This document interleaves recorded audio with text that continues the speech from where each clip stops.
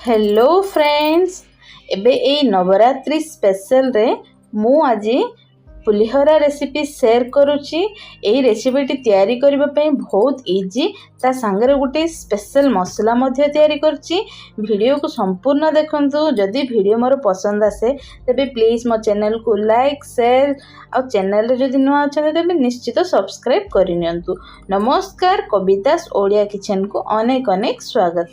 एठी प्रथमे आमे मसला प्रस्तुत करिबा। ता पई बेली मु एठी पैन गोटे बसई नेची। तापर सेथिरे गोटे छोट चामच तेल पकाई गरम करी नेची। सेथिरे गोटे छोट चामच सोरिष दे किछि समय फुटाई नबा।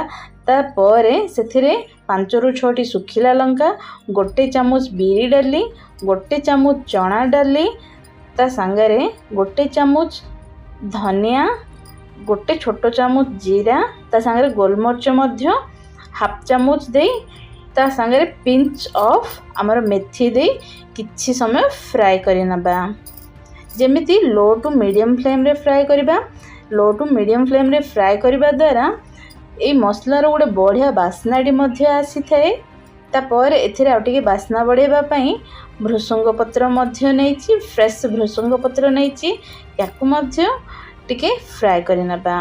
एठी भलो भाबरे फ्राई करिकि एथिरे कलर टिके आसीबा पई गोटे छोट चामच हळदी गुंड माने पिंच ऑफ हळदी गुंड पकाई आमे लो टू मीडियम फ्लेम रे फ्राई करि नबा। फ्राई हेई सारला परे याकु आमे गोटे प्लेट को बाहर करी ठंडा करी याकु गोटे पाउडर तैयारी करि बारिबे। देखंतु केते सुंदर कलर मथे आसी जाईची। ता परे आमे सेम कड़ाई रे गोटे चामच तेल दे सेथिरे सोरिष टिके फुटाई नबा।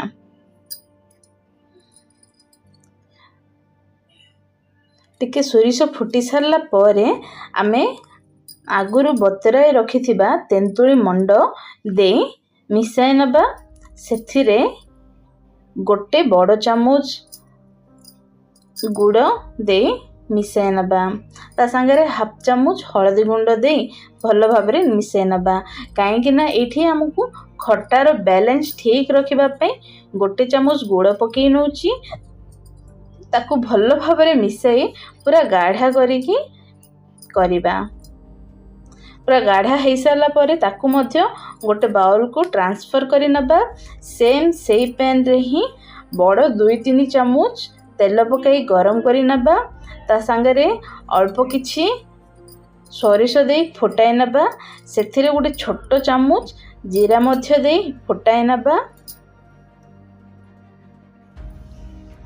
जीरा सोरिष फुटी गला परे एथिरे 3 रु 4 सुखिला लंका दे किछि समय फ्राई करे नबा।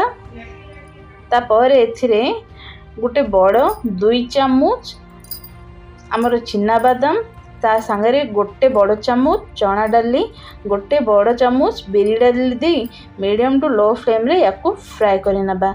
जेमिति कि हमर चना डाली बिरी डाली भलो भाबरे लाल कलर हेई भलो भाबरे फ्राई होबो। आ जदि हाई फ्लेम रे याको फ्राई करबा तेबे ए मसला हमर ए जाय गुडी को पोड़ी जिवो।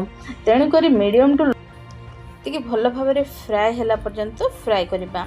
तापर एथिरे आ टिके टेस्ट बढ़ेबा पई मु एठी 2टी सुखिला लंका को चिरीकिरी पके नेची। ता संगरे अद्दा को मध्य पूरा चुनचुना काटिकिरी पकेची। तापर एथिरे हळदी गुंड टिके पकाई भलो भाबरे फ्राई करि नबा।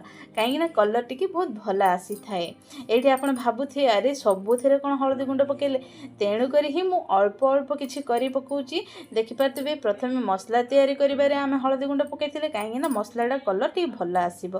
ता संगरे तेंतुली मंडरे भी पकेथिले तार भी कलर भला आसीबो। तापर एबे जो जाई गुडी को आमे फ्राई करछे यार मध्ये कलर भला आसीबो। तापर आमे आगुरु बॉईल करी मु टिके ठंडा करी नेची राइस को सेथिरे आमे फ्राई करिथिबा डाली गुडा पके नबा। ता संगरे आमे कंचा भृसंग पत्र आमे एठी फ्राई करने कंचा भृसंग पत्र एथिरे कंचा भृसंग पत्र पकेबा द्वारा यार टेस्ट बहुत बढ़िया लागे। ता संगरे बास्नाडा मध्ये बहुत भला आसी थाए। तापरे आमे आगुरु जो तेंतुली मंडोडा को भलो भाबरे करिकी रखिथिले सेटा मध्ये एथिरे दबा। तापरे आमे आगुरु जो पाउडरटा आमर मसला पाउडरटा तैयारी करथिलु से पाउडर मध्ये एथिरे ऐड करी भल भाव राइस को मिसाई नबा। लागुछि ना केते कम समय बोली ता सांगरे एठी लुण मध्ये स्वाद अनुसार देखि परथि। स्टार्टिंग रु लास्ट पर्यंत मु लुण मध्ये टिके पकेइनी, तेणु करी डायरेक्ट राइस रे पकई नउची।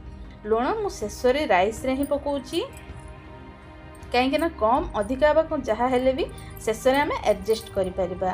तापर या बहुत भल भाव मिसाई नबा। एठी जदि तुमको चटुरे असुविधा होउची तबे हाथ में बहुत भल भाव मिसेब। हाथ में मिसेबा द्वारा यार फ्लेवर गुड़िक सब गोटे गोटे राइस को बहुत भल आसी थाए। आजिर वीडियो आपण मानक पसंद आसुची बोली आशा करुच्ची। वीडियोटी जदि पसंद आसे तेबे प्लीज आपणकर अनुभूति मो संगे शेयर करनियंतु। नमस्कार। एमिति नुआ नुआ वीडियो नहीं आसी से पर्यंत रहिली। नमस्कार, बाय, जय जगन्नाथ।